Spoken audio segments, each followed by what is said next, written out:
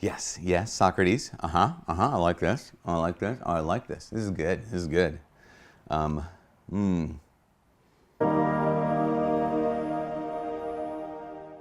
Hi, my name is Padre Mike Schmitz, and this is Ascension Presents. A number of years ago, I came across this quote. I loved it. I thought it was hilarious, but also relatively accurate. It said this. It uttered thus: unasked for advice is always criticism. Oh my gosh, yes! I remember sharing that with some people, and they're like, I don't think so. I don't think that. And I was like, yeah, because you're always giving your advice. Of course you don't think. Or they think, no, I'm just trying to help. I'm trying to help you with my advice. Like, that's fine. You can be trying to help with your advice. It's a criticism if you didn't either have your responsibility, like you're a teacher giving your advice, a parent giving your advice, like a parent of a child giving your advice, parent of a grown person. That's typically, again, it's always going to be criticism. Again, if you want to say, I don't agree with that statement, that's fine. It's not really a definition. It was more like a clever little saying that reminded me that it's so easy, this is the point, that it's so easy for us to be critics. I don't know if you've ever thought about this, but think of like all the opportunities you and I have to simply like rank other things or to give it a grade. Like we watch a movie and we think, oh no, that's terrible. We read a book and we say, oh, that's awful. We do, see a TV show, listen to a song, like I hate those people. They're the worst. It's awful. And you think, these people took all of their time, years of their lives to make this movie or to make this book or to be part of this band. And I listened to it once and I thought, it's so easy to what they call poo-poo on someone else's creation. It's easy to be a critic. Obviously, we should think critically. It's a necessary part of living in this world. We need to be able to assess things and say, okay, is this true? Is this good? Is this beautiful? Obviously, we have to do that kind of a thing because there's a lot of stuff out there that isn't good and isn't true and isn't beautiful. So we need to have critical thinking. But just because I'm a critic doesn't mean I'm a Socrates. I mean, if you read any of Socrates, Plato's stuff about Socrates, then you would see that he came on the scene and people would make statements and he would just poke holes in those statements. But he wasn't merely a critic. He was critically thinking in order to get to the truth. He was trying to get to the true and the good and the beautiful. He was trying to get to that place. He wasn't simply a critic. He was trying to discover what to believe. In his criticism, he was trying to create a creed. And this is what we're called to. Again, it's far easier to be a critic than to be a creator. It's far easier to be a critic than to have a creed.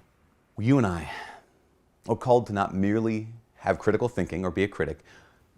We're called to stand for something. We're called to confess something. We're called to create. In fact, being made in God's image and likeness means that we're made to create. We're built for that. And yet the temptation, the fear is what? The fear is, well, if I create something or if I stand for something, if I state something, if I have a creed, then I could be misunderstood. Then people could criticize me. Then people could poke holes in what I'm trying to say or what I'm trying to do. Then I can be labeled. Then I can be misjudged. Then all these kinds of things. And if I don't confess anything, if I don't have a creed, if I don't make anything of my own, if I don't create something, then I'm safe. But I'll also be spineless. And I don't mean to be like super dramatic about that, but I mean it. Critics risk nothing. Again, here's a person who spent years of their life writing a book. I read it in a couple hours and then write a review. It cost me nothing. But to create something is to risk something. To stand for something is to risk something. To stand for something is to require a spine. If you're a Catholic Christian, you and I, we have to do that. We can't really be critics. We have to have a creed. We have a creed, actually, and we say it every Sunday. But I don't know how many times we just go through the motions and say the creed. Like, I believe in one God, the Father Almighty, et cetera, and we just think we're just reciting words. No, that's what you're saying. This is what I believe. This is what I stand for. Every time you and I go to Mass, we state the creed. We're confessing something and saying, this is what I stand for, this is what I live for, this is what I'll die for, if I have to. And every time you say the creed, we're saying is, if I'm going to stand for this, I need a spine. If I'm going to stand for this, I'm going to risk for this. The critic doesn't risk. The confessor risks.